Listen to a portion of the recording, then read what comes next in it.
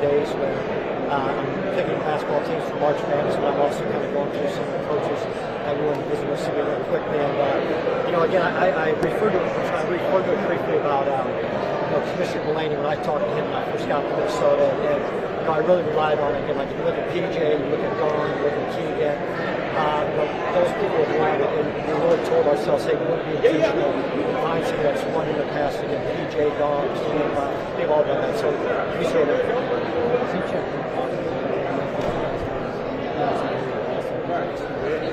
Yeah, I mean, you're going to think I'm crazy, but we didn't focus that he was from Roseville, all those type of things. Again, what we looked at, we really sat down. When I say we are senior staff, we sat down and we looked at who are the coaches we brought here who had success. PJ had great success in Western Michigan. Dawn at South Dakota, her year at West Virginia. Bob at St. Cloud. Keegan at Washington. So again, we just felt like, can we find that similar coach, that similar pattern? And then you throw in the fact that he went to school here, undergrad, grad degree here, just make it really sense for us. So that helped us to zero in really quickly and make it real quickly. Obviously success, but also tournament experience too. So important. That's our goal. We talk all the time. We brought Jeremy Foley, he was the athletic director of Florida. We brought him here a couple of years ago to talk to our staff, our coaches, and we talked about the importance of being relevant. And being relevant in men's basketball is getting to March Madness. I mean, we have 37 at-large opportunities to get there. You win the Big Ten, you get the AQ. So there's 38 ways to get the NCAA tournament. We strongly feel that Minnesota is one of those programs. So the fact that 3 of the last 4 years he's been in the NCAA tournament, we see that as a plus for us. And our goal is to get to the NCAA tournament. A great question. Again, I think if you look at the last 4 years when he did at Colorado State, the 3 trips to the NCAA tournament, being the AD at Boise State, I was there 4 years before Niko got to Colorado State. That's a really tough league. It's hard to win on the road there. It's hard to compete in that league. And seeing that success that he had, and again, Nadine, when we made the decision with Coach Johnson, we had conversations internally as what has worked in Minnesota during our time here. I'm finishing my 9th year in Minnesota. Again, I go back to Keegan, I go back to PJ, I go back to Bob, I go back to Dawn, Aaron Chastain, and Glenn Sonic had a lot of success at the fall. And so we felt like it was important. We saw 3 or 4 more years of experience that Niko had, that we felt like it was the right time to bring him here.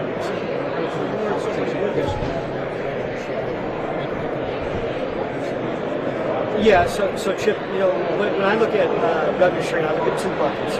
You have the institutional revenue share, and that's what Judge Wilkins is looking at, and potential here in early April.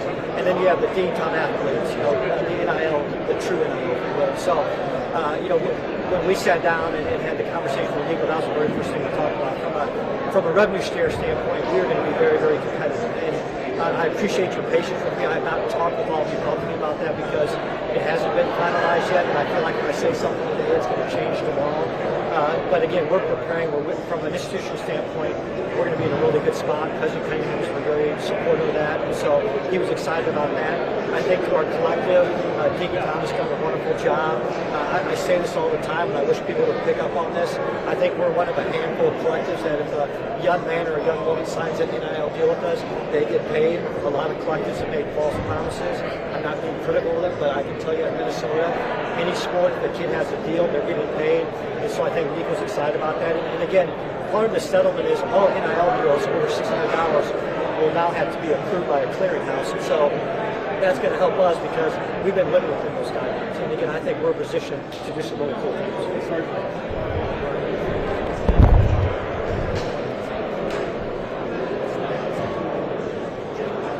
Yeah, Dave, I wish I would have gone to law school because of antitrust. I can't find out what specific schools are doing, but we feel like we are definitely in the top third with respect to institutional NIL West there. And the information we've gathered, we feel like we're in a really good spot. And then, again, Dingytown athletes, Rob and Derek have done such a great job running that. Do we need to be more aggressive? Do we need to raise more money? There's no doubt we do, but we have the resources we feel like we can continue to have. How much was communication? What are you doing? Yeah, again, I feel like I'm repeating myself, and I don't need to, but again, remember when we hired Bob Mopsko for men's hockey, and very usually we've been slipping a little bit in the attendance, the crowds, and so forth, and Bob talked about engaging people, and we had those conversations when you're like, hey, Bach came in here now, Mariucci, it's hard to get a ticket to, right? And so we talked about, just connecting those people back. And anytime you go through a coaching transition, you have different student athletes that play under different coaches. You're just trying to get that people come back. The PJ's done a wonderful job with football and bringing our past generation people back. But there's no doubt we've got to engage our alumni. And it sounds really simple. If you win, people want to be part of it. And we've got to win. We've got to be part of it. In the case of Medved, somebody who's an experienced coach has an appreciation for this.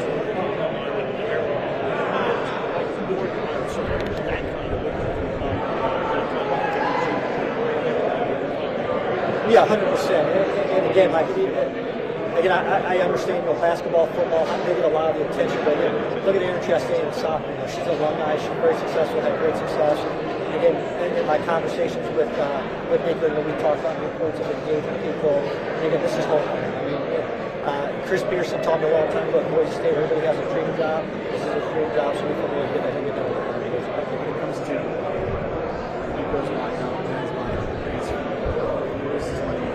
out, we're hoping to make a gift to Gopher Athletics. So not only are we trying to raise NIL, but we're trying to raise, in all seriousness, so we through our operating budget, the athletic department will cover everything. Obviously, President Cunningham has been so supportive that we'll work through our operating budget on the buyout for Dan and his staff and staff. And then if we go to Colorado State, we can work through our reserves to handle those buyouts. So we will not have to borrow money to Colorado State. you have people some of our time with you feel that same way. How much pressure is it to get this?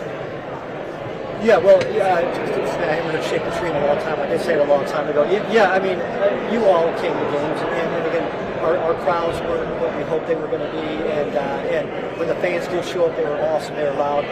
But there's no doubt we need that energy, that excitement, and I'm absolutely convinced that Niko, his passion for this place, his commitment, his understanding, and when he and I had a chance to talk on the phone right away, we talked very early, and he talked about the excitement of getting people back in the barn. So we needed something different, and that's no disrespect to anybody before, but we needed something different. And again, I know I keep repeating myself. We were very intentional. We looked at our past hires, what has worked here, and we feel like he's out of that same mode, and we feel we're comfortable he's going to work here. True, sir.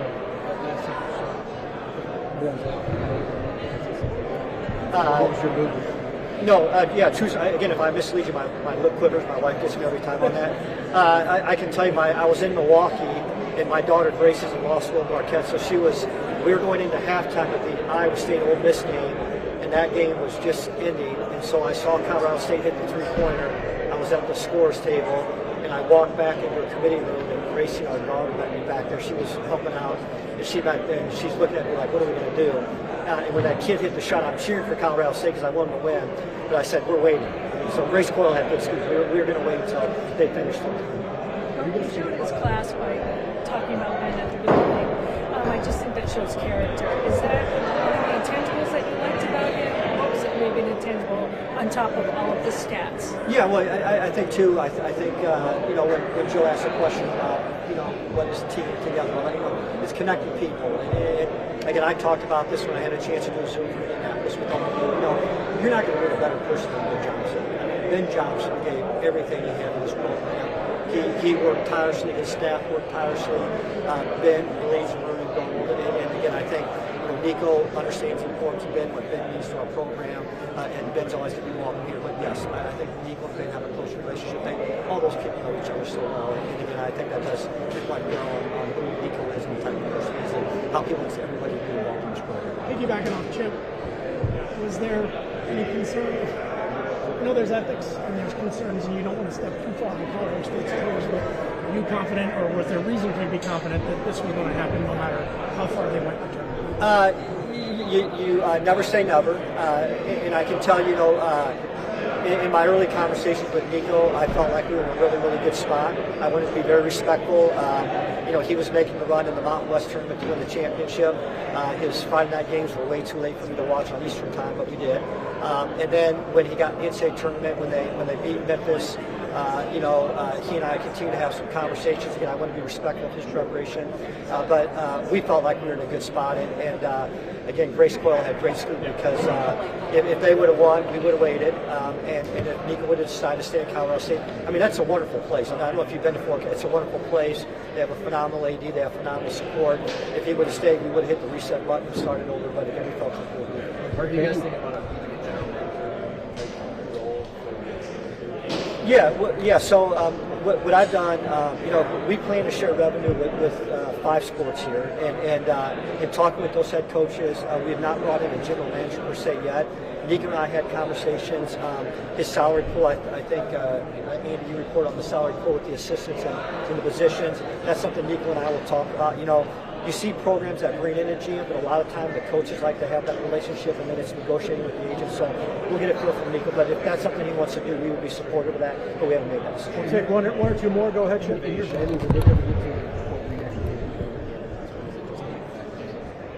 No. So what we did, as you know, I like to have lists. So we started to work on lists in February, early March. Started to clean up a little bit. Anytime you make a coaching change, when I landed back in Indianapolis, my days are messed up. I can't remember what day I got back. When I got back to Indianapolis, it was like 6, 7 in the morning, their time. Thank you, Paul. I had already heard from agents, right? And so I could start the bed, but in terms of how many people we talked to, it was very focused group of people that we talked to. We'll take one more.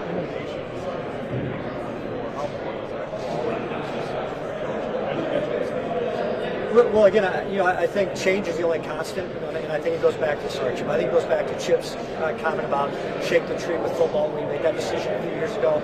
I just felt like we needed change now. College athletics, we're walking into a brand new world with revenue share. What does that look like? Niko talked about the Big Ten. Selfishly, I think the Big Ten and the SEC are the 2 most premier conferences. The Big Ten ADs, the SEC ADs are meeting with each other. We're having conversations. There's a reason why we're meeting with each other, having those conversations. So I think innovation is the key. And I think Niko embraces the Twin Cities and all the opportunities we have here with the great support we have, the businesses, the community, those type of things. So I think he'll bring a new, fresh set of eyes to us. He'll help us think in ways we haven't thought before, just like PJ has with football. It's going to give us new ways to think about how we do things. And again, feel really excited about having he and his wife, Eric, and their 2 daughters here. All right,